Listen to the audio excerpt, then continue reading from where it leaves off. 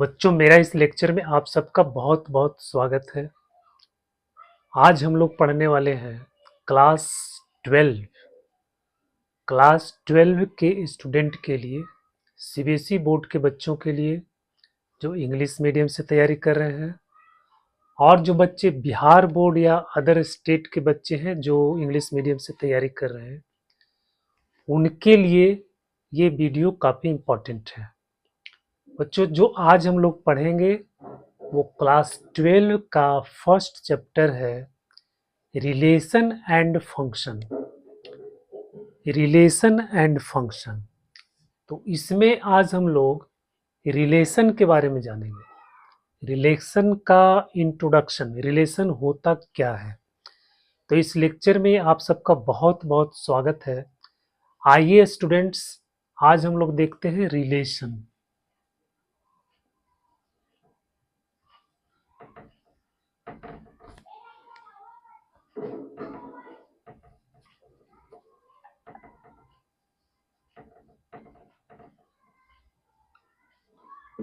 Relation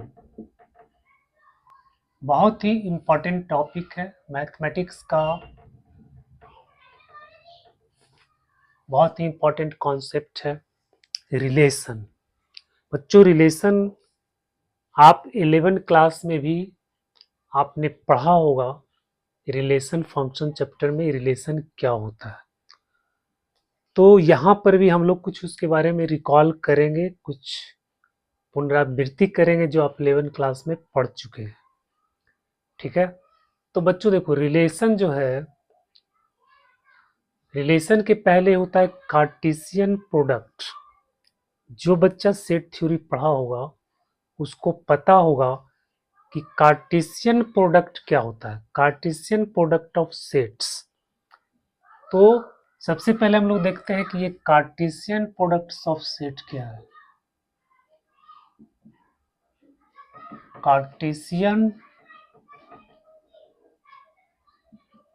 product of sets, हम इसको example से समझते हैं। मान लो कि कोई सेट है 1 2 3, दूसरा सेट है B equal to A B. ठीक है बच्चों, एक सेट है ए इक्वल टू, इसका एलिमेंट है 1 2 3, दूसरा सेट बी है, इसका एलिमेंट है ए बी। कार्टेशियन प्रोडक्ट को हम लोग ए क्रॉस बी लिखते हैं इस तरह से, ए क्रॉस बी मतलब Cartesian product of set A and set B. तो हमको यहाँ पे ए क्रॉस बी निकालना है, ए क्रॉस बी।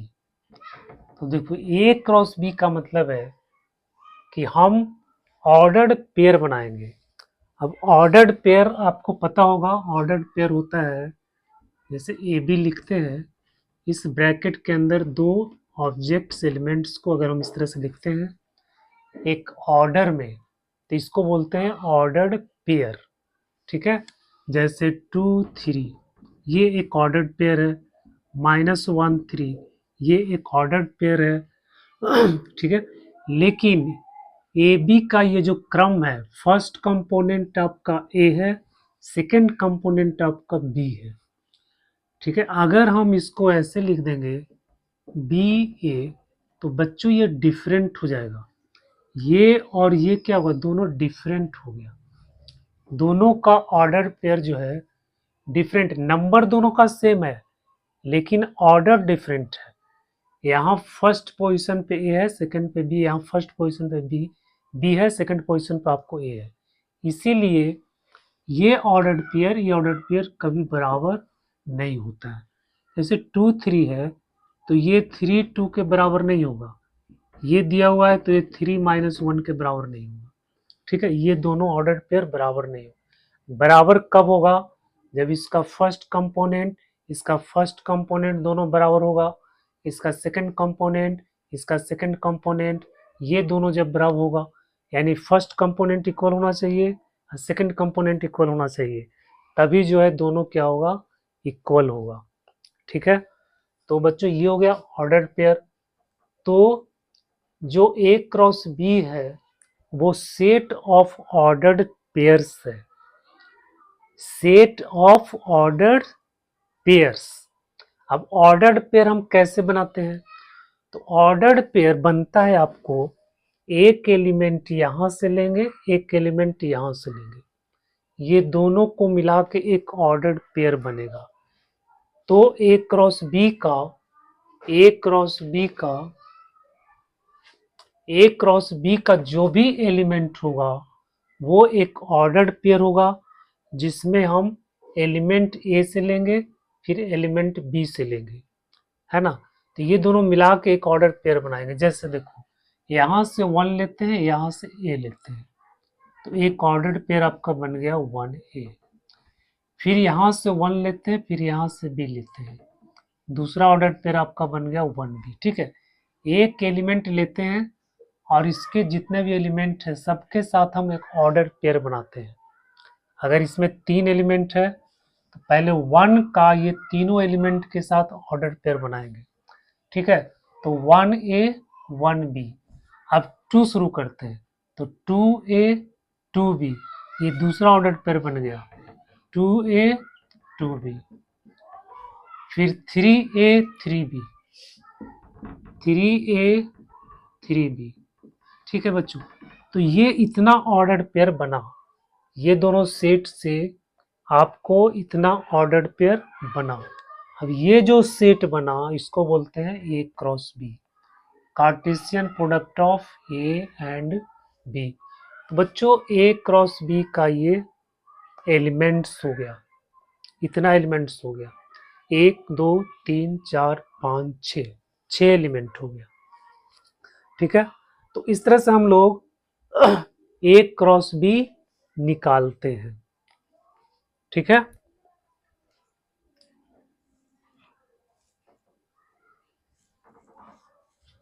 जैसे मान लो कि ये सेट ए है और सेट बी आपका है 1 2 3, इसको अलग मान लेते हैं 4 5 6। और बच्चों अब इसका जो है ए क्रॉस बी निकालो, तो हो जाएगा 1 4 1 5 1 6 1 4 1 5 1 6। फिर 2 4 2 5 2 6। फिर 3 4 3 5 3 6। तो ये निकल गया आपको ए क्रॉस बी। अब इसमें कितना एलिमेंट हो गया? 1 2 3 4 5 6 7 8 9 एलिमेंट हो गया। ठीक है, तो ये 9 एलिमेंट है। अब इसका एलिमेंट जैसे ए बराबर इतना है, तो इसमें नंबर ऑफ एलिमेंट्स को हम लोग क्या लिखते हैं? एन ए, इसमें 3 एलिमेंट है। फिर n B, number of elements in B भी आपका 3 है। ठीक है, तो ए क्रॉस बी में 9 एलिमेंट कैसे आया? 3 और 3 को मल्टीप्लाई करने पर 3 गुना 3 बराबर 9। ठीक है, तो इसमें जितना एलिमेंट है उतना एलिमेंट इसमें, जितना एलिमेंट इसमें है, ये दोनों को मल्टीप्लाई करेंगे तो आपको ए क्रॉस बी में नंबर ऑफ एलिमेंट्स मिलेगा। ठीक है, तो बच्चों इसका एक फॉर्मूला हो गया कि एन ए क्रॉस बी बराबर होता है n A cross n B. ठीक है, ए क्रॉस बी में मतलब Cartesian product of A and B में कितना एलिमेंट होगा उसको हम लोग इस फॉर्मूला से निकालते हैं। ठीक है, ए में जितना एलिमेंट है और बी में जितना एलिमेंट, दोनों को मल्टीप्लाई कर देंगे तो ए क्रॉस बी में जितना एलिमेंट है वो आपको निकल जाएगा।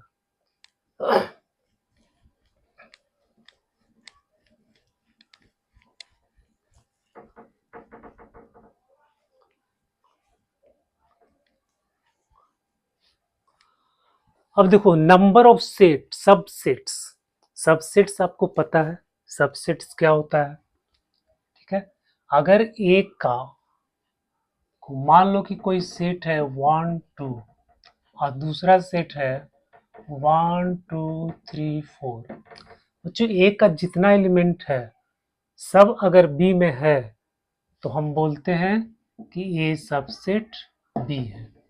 ठीक है, ए का जितना एलिमेंट है वो सब बी में है। देखो 1 2 इसमें है, 1 2 इसमें भी है, तो ए का जो जो एलिमेंट है सब बी में है, तो हम बोलेंगे कि ए इज सबसेट ऑफ बी। ठीक है, ए इज सबसेट ऑफ बी। ठीक है, तो कोई भी सेट का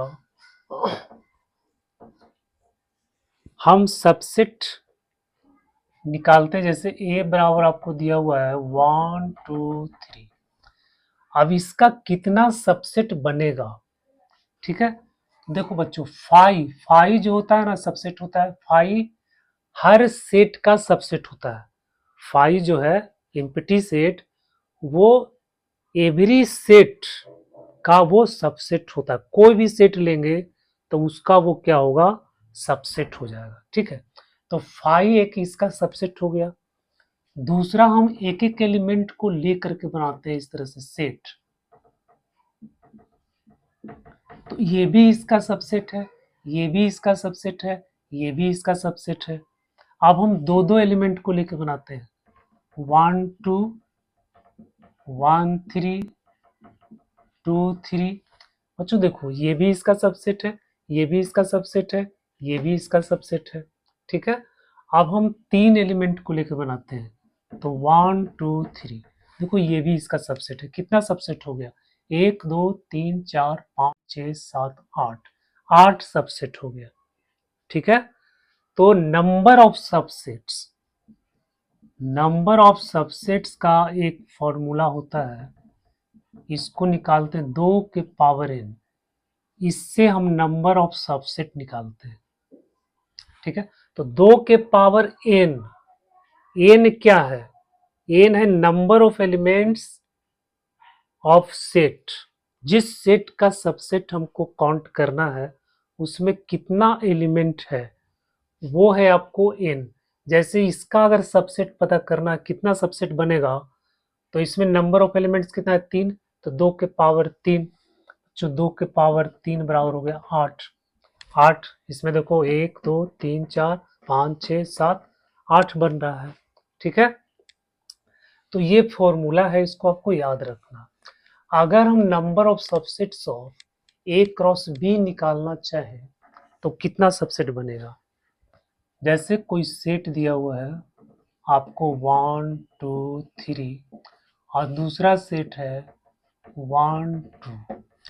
अब इसका जब हम ए क्रॉस बी निकालेंगे, ठीक है, तो ये हो जाएगा 1 1 1 2 2 1 2 2 3 1 3 2। कितना बना, 1 2 3 4 5 6, 6 एलिमेंट हो गया। ठीक है, अब इसका कितना सबसेट बनेगा, ए क्रॉस बी का कितना सबसेट बनेगा। ठीक है, तो इसका फॉर्मूला भी, इसमें कितना एलिमेंट, 1 2 3 4 5 6, तो इसका कितना सबसेट बनेगा, ये लिखेंगे 2 के पावर 6। ठीक है, 2 के पावर 6 इसका सबसेट बनेगा ए क्रॉस बी, क्योंकि नंबर ऑफ एलिमेंट्स इसमें 1 2 3 4 5 6 है। ठीक है, अब बच्चों हम ऐसे भी लिख सकते हैं कि 2 के power n A into n B. N A into n B क्या होता है, जितना इसमें नंबर ऑफ एलिमेंट्स है, तो नंबर ऑफ एलिमेंट्स को हमको n A into n B भी लिखते हैं, है ना। तो इतना सबसेट जो इसका बनेगा। ठीक है, तो अगर मान लो कि कोई सेट ए है, इसमें नंबर ऑफ एलिमेंट्स m है, दूसरा सेट बी है, इसमें नंबर ऑफ एलिमेंट्स n है, तो ए क्रॉस बी में कितना सबसेट होगा। ठीक है, ए क्रॉस बी का कितना सबसेट होगा। ठीक है, तो subsets of A cross B का कितना सबसेट होगा, 2 के पावर m n। ये हो गया, ये आपका फॉर्मूला हो गया। ठीक है, number of subsets of A cross B equal to 2 के पावर m n। m क्या है, ए का एलिमेंट है, ए में जितना एलिमेंट है वो m है, बी में जितना एलिमेंट है वो आपको एन है, ठीक है। तो बच्चों ये सब आप पढ़ चुके हैं 11 क्लास में। अब हम देखते हैं रिलेशन। रिलेशन क्या होता है, ठीक है।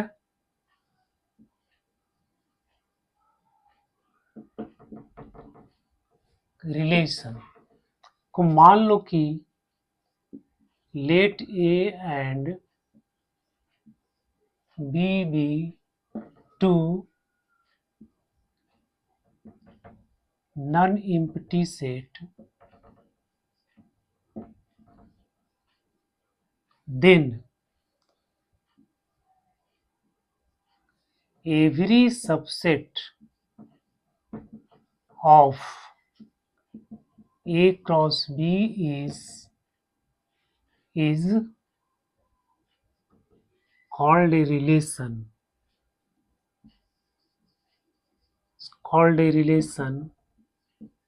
from A to B। बच्चों अगर ए और बी कोई दो सबसेट सेट्स आपको दिया हुआ है, नॉन एम्प्टी सेट्स है, तो ए क्रॉस बी का जो भी सबसेट बनेगा उसको हम लोग रिलेशन बोलते हैं। मतलब ए क्रॉस बी का जो सबसेट है उसको हम लोग बोलते हैं रिलेशन, ठीक है। तो अगर आर एक रिलेशन है, अगर मान लो कि आर एक रिलेशन है, if R is a relation,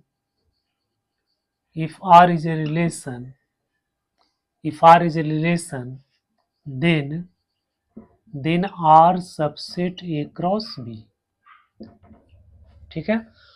अगर R कोई रिलेशन है तो वो A क्रॉस B का सबसेट होगा, ठीक है। बात आ रही समझ में?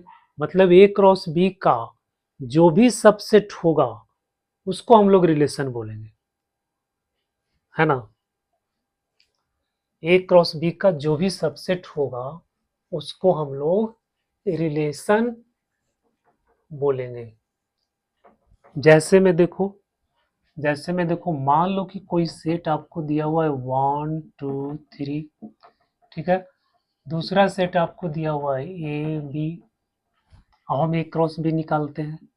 ए क्रॉस बी बच्चों हो जाएगा 1A 1B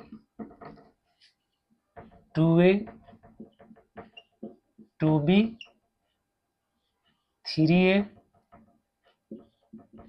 3A 3B, ठीक है। ये ए क्रॉस बी निकल गया। अब इसका जो भी सबसेट बनेगा वो सब रिलेशन कहलाएगा, ठीक है। अब इसका जो है हम जो भी सबसेट बनाएंगे, जैसे मान लो हम एक सबसेट बनाते हैं 1A 1B 2A। देखो ये इसका सबसेट है क्योंकि इसका जो भी एलिमेंट है सब इसमें है, तो R1 A क्रॉस B का सबसेट हो गया, है ना। तो R1 जब A क्रॉस B का सबसेट है तो R1 क्या हो गया, एक रिलेशन हो गया। तो R1 is a relation from set A to set B। उसी तरह से हम दूसरा सबसेट बनाते हैं, सो 1A 2B 3A 3B, ये भी इसका सबसेट है तो ये भी इसका एक रिलेशन हो जाएगा, ठीक है। मान लो R3 बनाते हैं हम 1A ये बनाते हैं तो ये भी इसका सबसेट है तो ये भी एक रिलेशन हो जाएगा, ठीक है। तो I क्रॉस B का जो भी सबसेट बनेगा वो सब एक रिलेशन होगा, वो सब क्या होगा, एक रिलेशन होगा फ्रॉम A टू B में, A से B में एक रिलेशन होगा, ठीक है बच्चों। अब हम रिलेशन को इसको डायग्राम से भी रिप्रेजेंट कर सकते हैं, जैसे रिलेशन R1 को करना है, ठीक है। तो ये मान लो सेट A है, ये मान लो सेट B है, 1 2 3 यहाँ है AB। रिलेशन R1 1 A से रिलेटेड है 1 ए से रिलेटेड है, 1 बी से रिलेटेड है तो 1 बी से रिलेटेड है, 2 ए से रिलेटेड है तो 2 ए से रिलेटेड। ठीक है, तो इस तरह से हम डायग्राम से भी इसको रिप्रेजेंट करते हैं। ठीक है, 3 का किसी के साथ कोई रिलेशन इसमें नहीं दिखा रहा है, 3 का इस रिलेशन में 3 का कोई ऑर्डर्ड पेयर नहीं बन रहा है, मतलब 3 किसी के साथ रिलेटेड नहीं है। ठीक है बच्चों, तो हम इस डायग्राम से भी इसको दिखाते हैं रिलेशन को।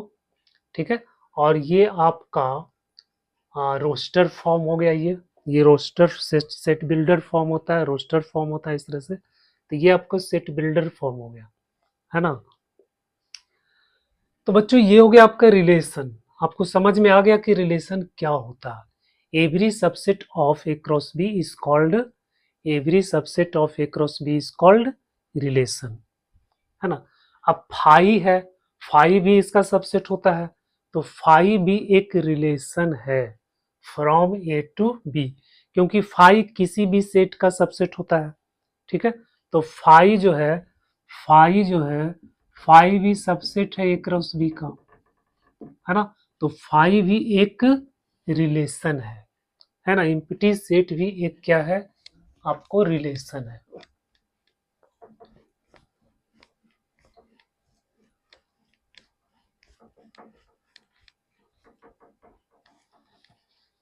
ठीक है बच्चों, तो रिलेशन आपको समझ में आ गया। अब देखो, अगर कोई रिलेशन है, जैसे मान लो कि ए बी किसी रिलेशन का एलिमेंट है, A B is a element of relation R. ठीक है, तो इसका मतलब क्या हुआ, A is related to B, A is related to B, इसको हम लोग ऐसे भी लिखते हैं, A is R related to B. ठीक है, या फिर A is related to B by R. ठीक है, आर से ये इसके साथ रिलेटेड है। अगर रिलेटेड नहीं है, ए बी के साथ रिलेटेड नहीं है, तो इसको हम लोग कैसे लिखेंगे, ए आर बी, इसको ऐसे काट देंगे, A is not related to B.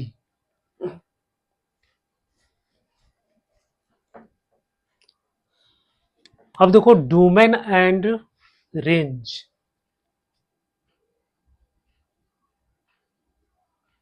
Domain of relation R, ये क्या होता है, set of first component, set of all the first component, first components of R, set of all the first components of R, मतलब जो relation है, set of all the first component of ordered pair, या फिर elements, components of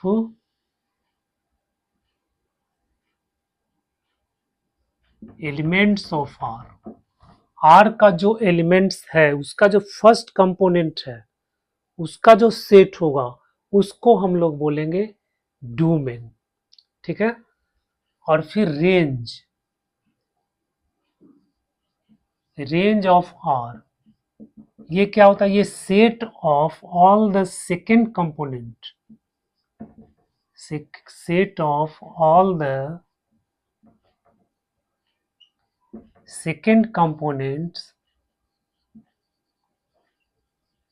components of elements of R। जैसे जैसे मान लो कि कोई रिलेशन आपको दिया हुआ है 1 2 2 3 4 5 4 5 6 7, ये कोई आपको मान लो रिलेशन दिया हुआ है, तो इसका फर्स्ट कंपोनेंट 1 2 4 6, इसको हम लोग बोलेंगे डोमेन। ठीक है, डोमेन ऑफ आर क्या हो जाएगा बच्चों 1 2 4 6, ये डोमेन हो गया। फर्स्ट कंपोनेंट का जो सेट है उसको बोलते हैं डोमेन, ठीक है। सेकेंड कंपोनेंट का जो सेट है उसको बोलते हैं रेंज। तो रेंज ऑफ आर क्या हो जाएगा, सेकेंड कंपोनेंट 2 3 5 7। बच्चों ये रेंज हो गया, ये आपका डोमेन हो गया, ठीक है, समझ में आ गया। फर्स्ट कंपोनेंट का सेट और सेकेंड कंपोनेंट का सेट। अब देखते हैं inverse of function, inverse of relation.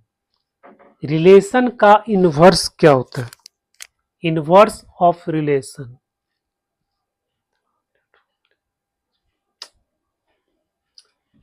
Inverse of relation,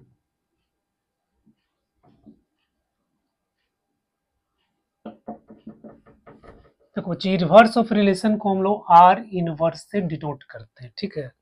मान लो कि कोई रिलेशन आपको दिया हुआ है, कोई रिलेशन आपको दिया हुआ है R A B such that A belongs to A and B belongs to B, ठीक है। ये कोई रिलेशन आपको दिया हुआ है, तो इसका जो इनवर्स होता है वो डिफाइन होता है बी ए, इसको उल्टा कर देते हैं सच दैट जैसे A belongs to A and B belongs to B, तो यहाँ हो जाएगा B belongs to B and A belongs to A belongs to A, ठीक है। बच्चों इसको हम सिर्फ पलट देते हैं तो वो बन जाता है इनवर्स।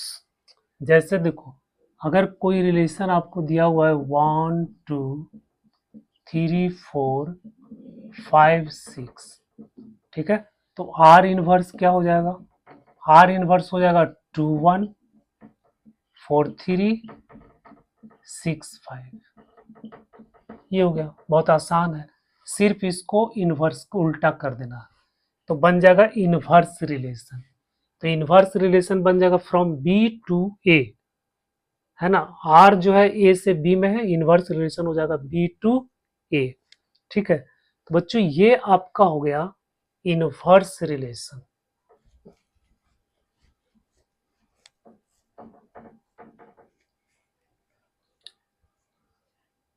तो बच्चों आज के लेक्चर में हम लोगों ने इनवर्स रिलेशन का जो इंट्रोडक्शन था, रिलेशन क्या होता है उसको हम लोगों ने अच्छी तरह से समझ लिया है, ठीक है। बच्चों अगर ये वीडियो आपके लिए यूजफुल लगा हो तो प्लीज़ इसको लाइक करना, अपने दोस्तों में शेयर करना और मेरे चैनल को सब्सक्राइब करना, ठीक है। तो नेक्स्ट वीडियो में हम लोग टाइप्स ऑफ रिलेशन देखेंगे, वो बहुत ही इम्पोर्टेंट है। टाइप्स ऑफ रिलेशन जो है उसी पे पूरा रिलेशन का सवाल टाइप्स ऑफ रिलेशन पर ही आता है, ठीक है। तो उसमें हम लोग देखेंगे reflexive relation, symmetric relation, transitive relation, equivalence relations, ये 4 चीज है। और रिलेशन का जितना सवाल आपको आएगा वो सिर्फ 4 ही टाइप्स पे आपको आएगा। तो नेक्स्ट वीडियो को आप देखना मत भूलना। चलो